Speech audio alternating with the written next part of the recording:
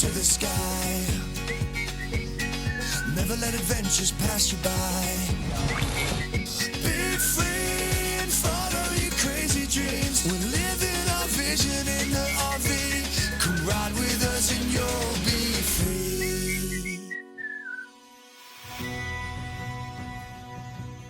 In the heart of South Texas, just north of the bustling border city of Brownsville, lies a quiet stretch of land where history changed course.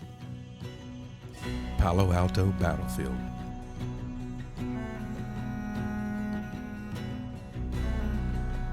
At first glance, this open expanse of coastal prairie may seem unassuming, but it was here, on May 8, 1846, that two nations met in a clash that would reshape the map of North America forever.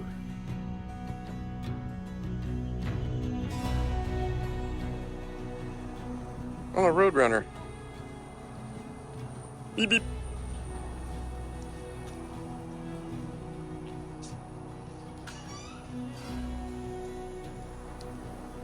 Today we're going to visit the Palo Alto Battlefield, if you didn't notice from the sign, I guess. They don't really care that much about fences. Wow. So they escaped, and now they're an invasive species here in South Texas. I didn't know there was such a thing. And it's called a nilgai. Nilgai. The nilgai antelope, known as the blue bull, are native to India and Pakistan, where they are the largest species of Asian antelopes. They were first introduced to Texas at the King Ranch in the early 1920s and 30s. Wealthy ranchers imported them as part of a trend to stock exotic animals for game hunting. With no natural predators and abundant food sources, their population quickly expanded. The nilgai spread from the King Ranch to places like Palo Alto Battlefield is largely due to their natural behavior and habitat preferences, like the wide open prairies and relatively undisturbed environment here at the Palo Alto Battlefield.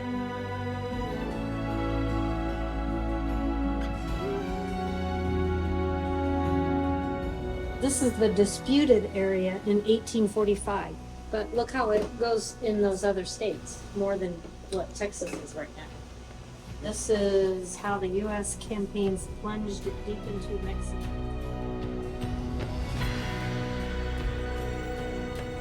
Ceded by Mexico, so that's all that Mexico lost, that they owned.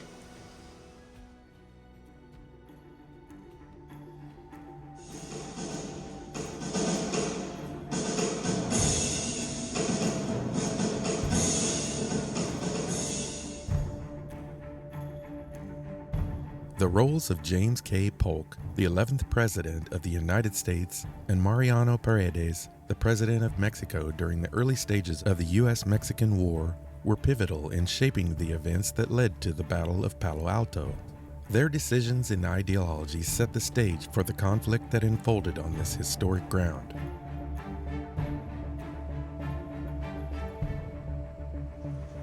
The men and officers all stood, drawn up in a line, and received the enemy's fire with coolness and steadiness, cracking jokes the whole time and sending up whenever one of our guns made a big gap.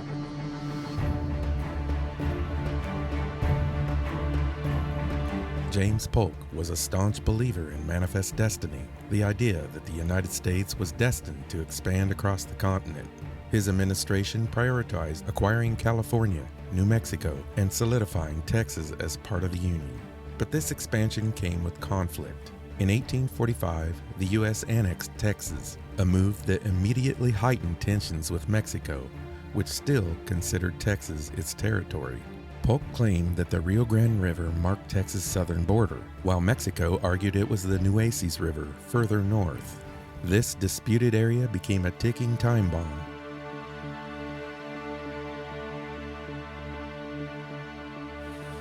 More history.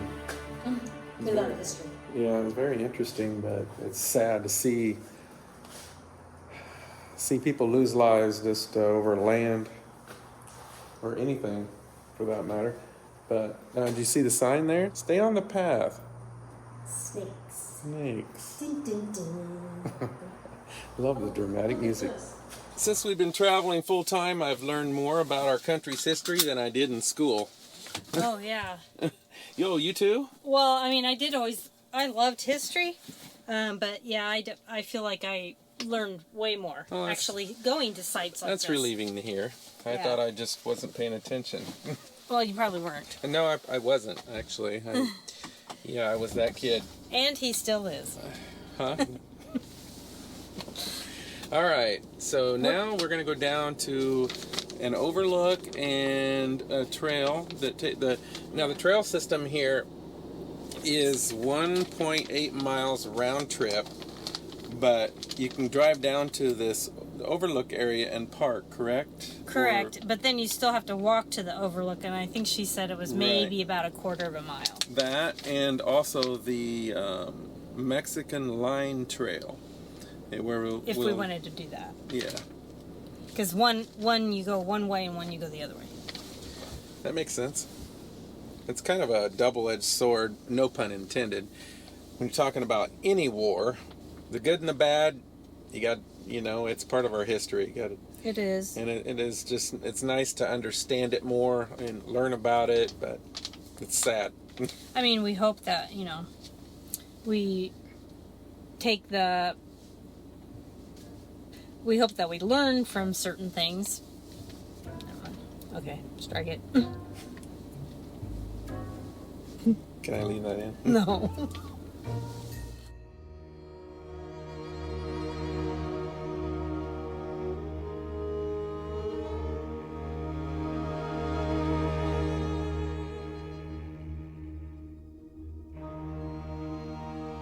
To asset U.S. claims, Polk sent General Zachary Taylor and his troops into the contested region.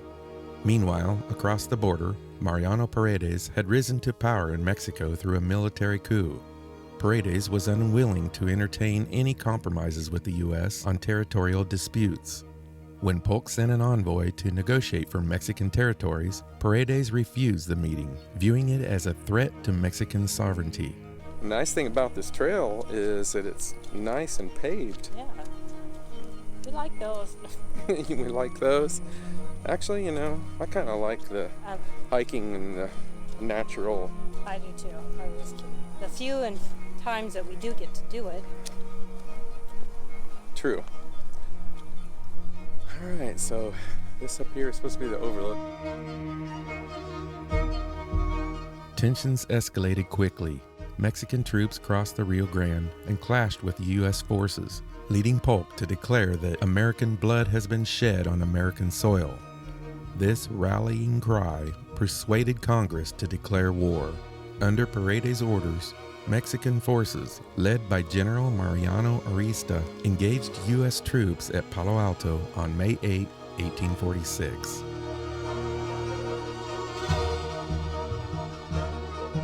The U.S. flags are here, and the Mexican flags are... It was here that the first major battle of the U.S. Mexican War took place.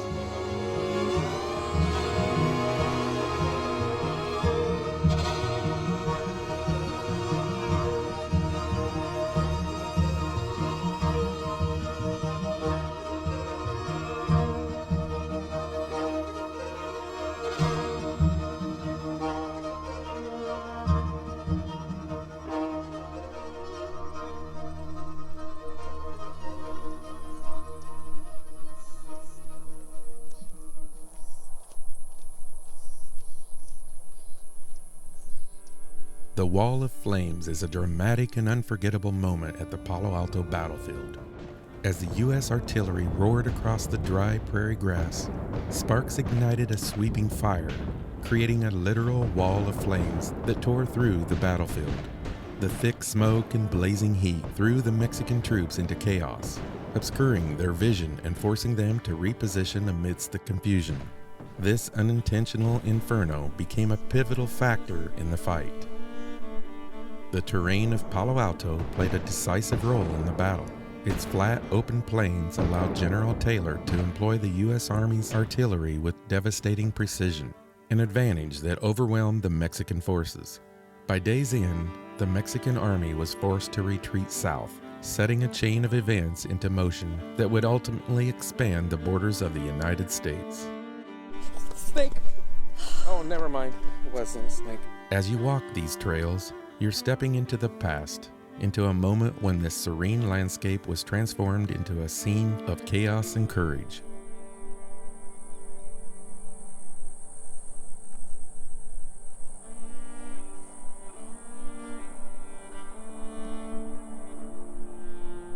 Imagine the thunder of cannon fire, the shouts of soldiers, and the smoke of artillery hanging in the air. This battlefield saw nearly 5,000 troops on both sides. Mexican forces led by General Mariano Arista and the U.S. Army under General Zachary Taylor, a man whose name would later be etched in history as a U.S. president. But why does this battle matter today? The events of Palo Alto were not just a military skirmish. They were the opening chapter in a war that would nearly double the size of the United States, adding lands that are now California, Arizona, Nevada, and more. It was a war of expansion and identity, of ambition and loss, and its echoes are still felt in the culture and politics of both nations. I saw a bird. You saw a bird? Why didn't you tell me? And it was kind of like a gray poupon mustard color. Back to the war.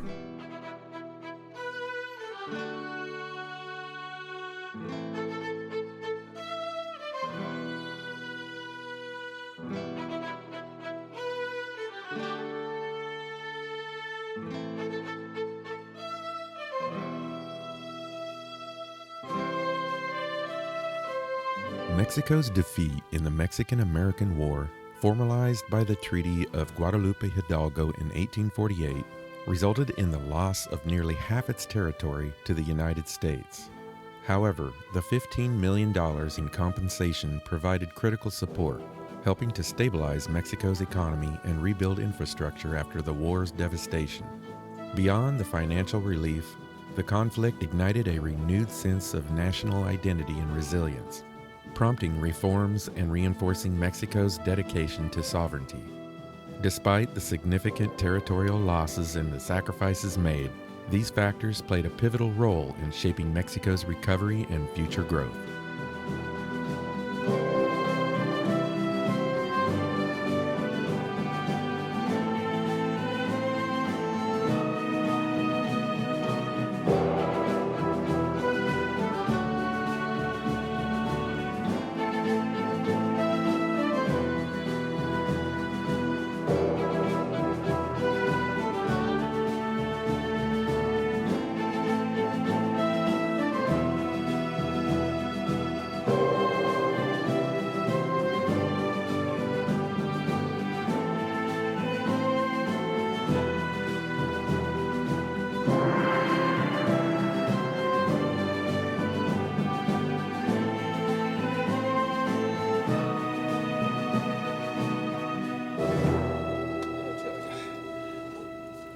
Times like this, I'm so glad we have a restroom with us. Because where's the next closest one? I have to go up to the visitor center, I guess. Yeah. It's still nice to have your own. Yeah. So what do you think? That is a very nice trail. It's all pavement, the whole thing. So there's a guy on his bike. You can take your bike. It's wheelchair accessible, and people with dogs. And it doesn't cost anything to visit here. Oh yeah, free admission. We have the 15-minute long film at the visitor center too. We couldn't film that. If you're in this area, it's worth coming to and learning a little bit more about the history. But now, we need to figure out where we're going to go eat. Because, that's what we do. Yep. Travel. We got to eat. Eat. Travel. Eat. Work. When traveling to their next destination, many RVers like to arrive in the area a day early and check into their campground as soon as check-in time begins the following day. Instead of staying at a Cracker Barrel or Walmart parking lot, some prefer a more unique and memorable overnight stop. That's where Harvest Host membership becomes incredibly useful, offering access to one-of-a-kind places to stay, often featuring great food and even entertainment. With that in mind, we took a drive to Alamo, Texas to explore a Harvest Host location called The Landmark. Sometimes you need a place to stay one night before you go over to, your Encore or Thousand Trails or whatever. This is a good spot. Plenty of parking here for big rigs too. And he said all the RVs, they usually park right here and they'll put cones out for them. We don't have a reservation for tonight. We just thought we would stop. And this is usually where everybody parks, he said.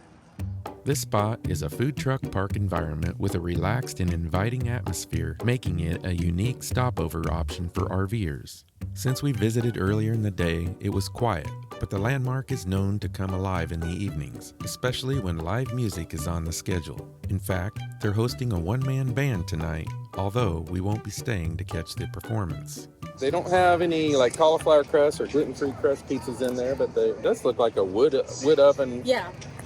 Pizza. So regular crust pizza they would have, obviously. There's hardly anybody here right now, and it's getting close to 6 o'clock now.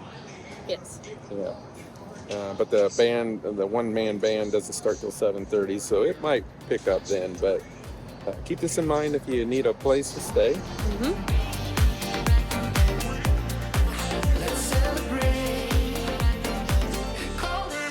See you next week.